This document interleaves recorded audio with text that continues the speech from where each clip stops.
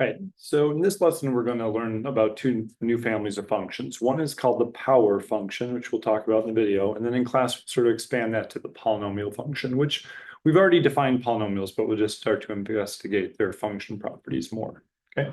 So why don't you pause this, copy it down, and then press play. All right. So a power function is a function of the form f of x equals k times x to the p, where k and p are any real numbers. All right. Now, in particular, we call k the coefficient. So here are 6 functions. Which of them are power functions is the question. So we'll begin with first one, f of x, a nice friendly one. So I've got -7 times x to the 4th. So -7 is playing the role of k, and 4 is playing the role of p. So I think I have a kx to the p. Yes, this is a power function, right? The next one doesn't exactly look like a power function at first blush, but the question is, can we transform it into something that does look exactly like a power function? And the answer is yes, we can.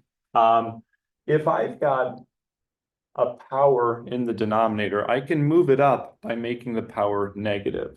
So I could rewrite g as 7 times x to the -4. All right. So x to the -4 means you put it down in the denominator as x to the 4th, or reverse the process to bring it out of the denominator.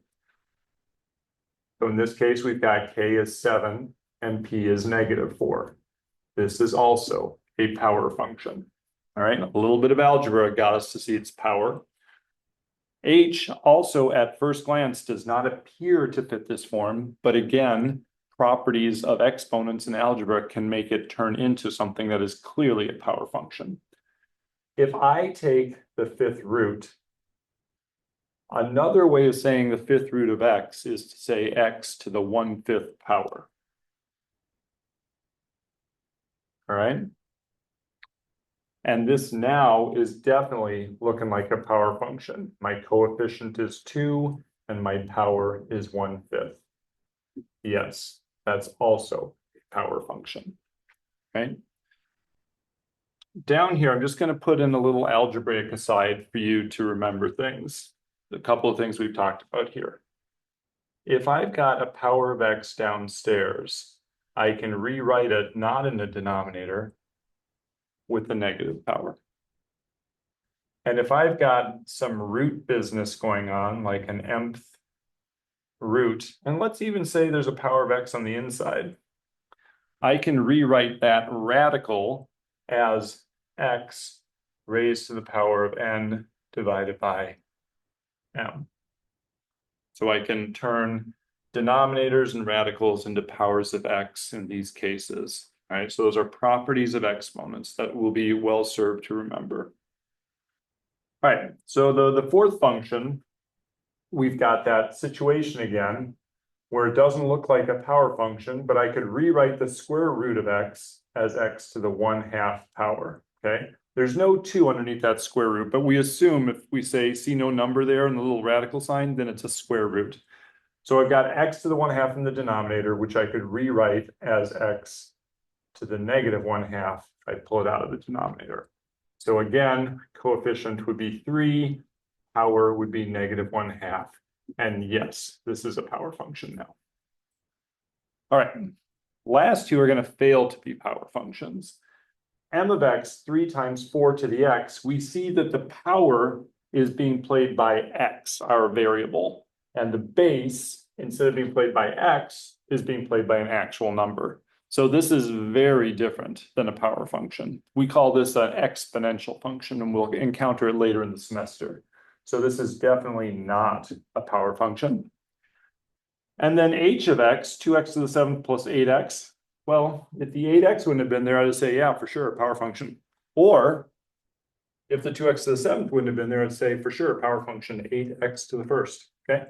But since it's 2 power functions added to each other, I don't see how I could use algebra to make it look like just a k times an x raised to a power. So this is also not a power function, okay?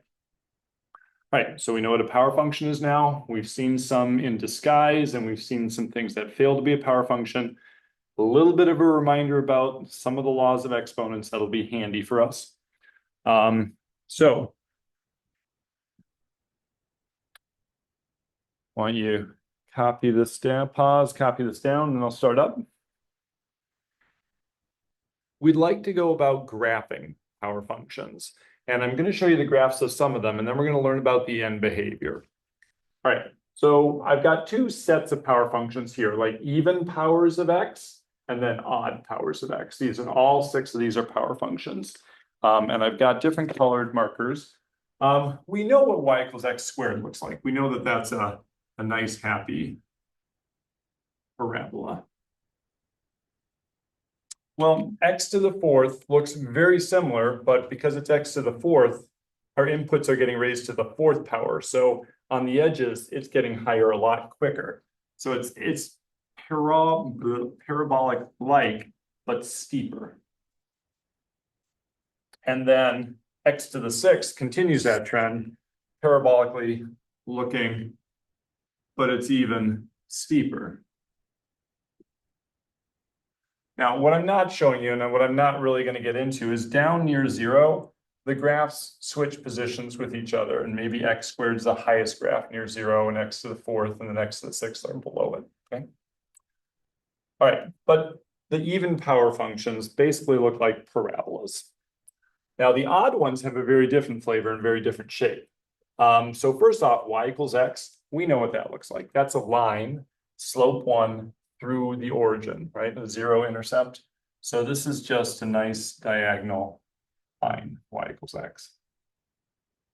All right, then x cubed, what it looks like is it starts low, sort of does this little joggy thing, and then ends high. So that's x cubed.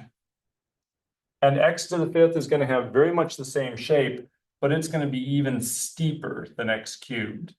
So it's going to have something like that, not vertical, but you know what I mean. So y equals x to the 5th there. So the higher odd power of x, the steeper this sort of zippy graph gets, okay? All right, well, in order to get these graphs, one thing that we previously calculated, or I previously calculated, or mathematicians previously calculated to get these graphs is the end behavior of these power functions. And what we mean by the end behavior is, if I let my x value go way off to the left, let it approach negative infinity, what does the graph look like? What does the output do of this power function? So if x goes way off to the left, do the y values start heading up, or do they start heading down? What do they do?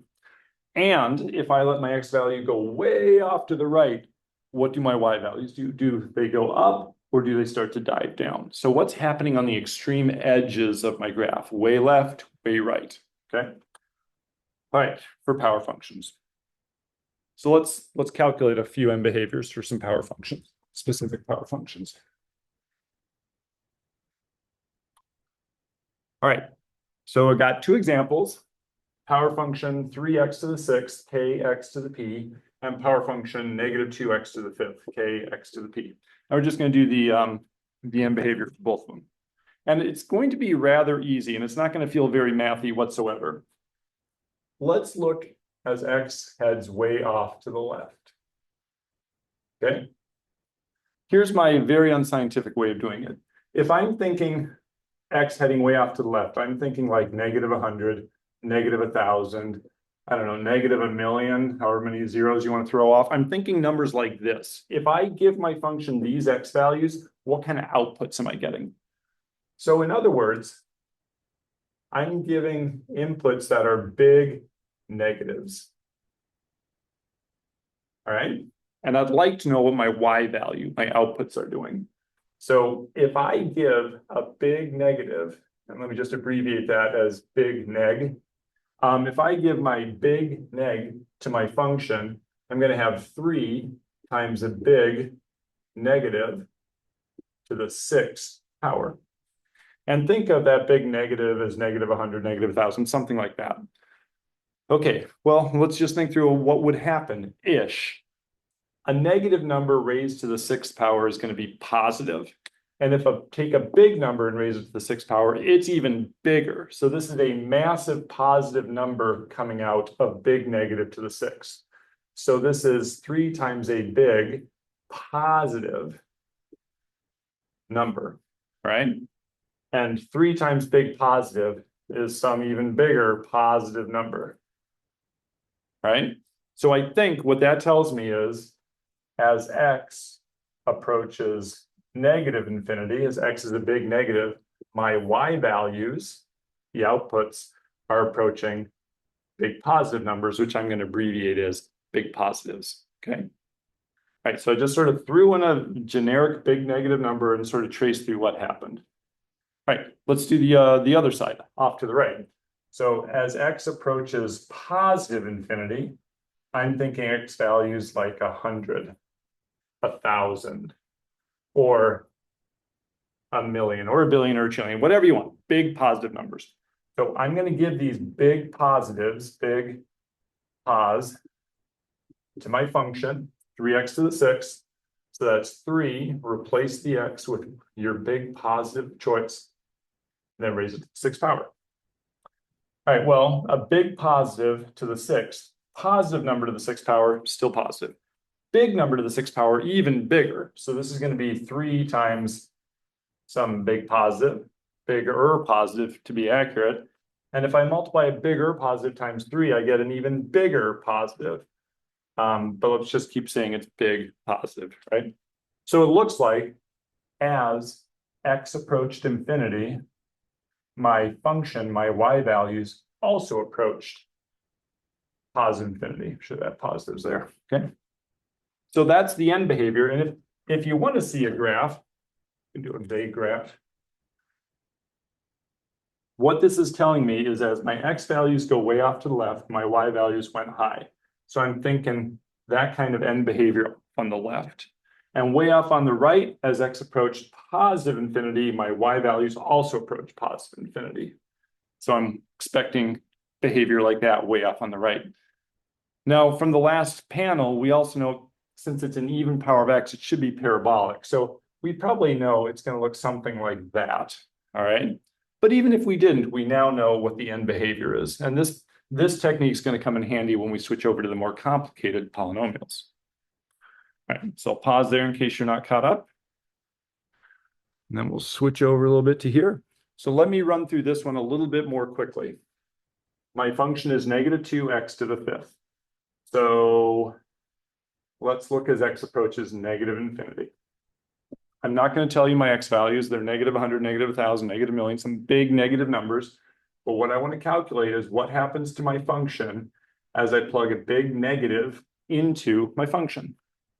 So I get negative 2 times a big negative. All right? Well, big negative to the fifth, my bad. Function is negative 2x to the fifth. So I replaced x with a big negative. A negative number to the fifth is negative. A big number to the fifth is even bigger. So I think the fifth power is just creating another big negative number if I plug in a big negative number, okay? Now, if I have a big negative number and I multiply it by negative 2, it's going to be really big, but it's no longer negative. Negative times negative would be a positive. So I think I'm getting a big positive thing coming out of here, right? So I'm learning as x approaches negative infinity, my y values, my outputs are approaching big positive numbers. So I can think of it as positive infinity, right?